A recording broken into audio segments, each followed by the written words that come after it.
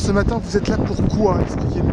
Eh bien, pour ramener ces petites jeunes filles qui donc ont été enlevées, et voilà, parce que je trouve que c'est quelque chose qui m'a terriblement touchée, parce que personne n'a le droit ni d'être esclave, ni d'entrer en servitude, et que voilà, et d'être allé récupérer ces jeunes filles alors qu'elles sont dans un lycée, et que ça nous touche tous, parce que toutes les mamans et tous les papas d'ailleurs se sentent concernés par rapport à nos enfants, et je trouve le geste tellement extrêmement violent, extrêmement triste.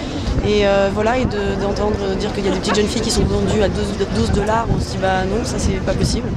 Donc voilà, moi je fais pas de politique, je fais pas de choses comme ça, etc. Mais là forcément avec quelque chose d'aussi triste et d'aussi violent, voilà, on espère évidemment que toutes ces jeunes filles pourront revenir, retourner à l'école, et surtout effectivement se battre encore pour tous ces pays-là où on refuse que les jeunes filles aillent à l'école, parce que c'est une catastrophe.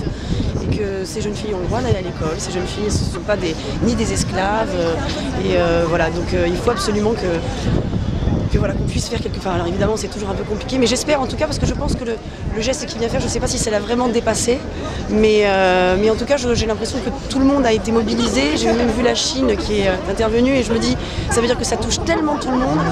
Je pense que c'est allé trop loin, et j'espère que voilà, qu'on pourra faire revenir toutes ces jeunes filles. C'était tellement terrible. Ouais, pardon. Et les politiques en fait, les dirigeants de ce monde en fait, est-ce qu'ils font assez pour régler ces problèmes au Nigeria par exemple? Le problème c'est qu'il y a, je sais pas, après c'est toujours un peu compliqué, parce que le problème c'est que forcément c'est toujours très difficile d'intervenir dans une politique qui n'est pas la nôtre et dans un pays qui n'est pas le nôtre.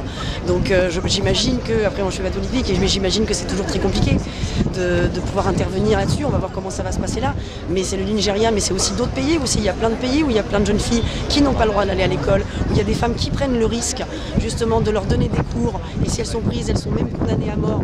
Enfin c'est quelque chose d'extrêmement violent. Après le problème c'est que évidemment il faut bouger, mais après il faut savoir comment bouger. J'imagine que ça ne doit pas être évident quand on rentre dans un pays, et encore une fois parce que d'un coup c'est pas votre pays, et puis d'intervenir là-dessus, ça veut dire qu'on intervient sur une population qui n'est pas la vôtre.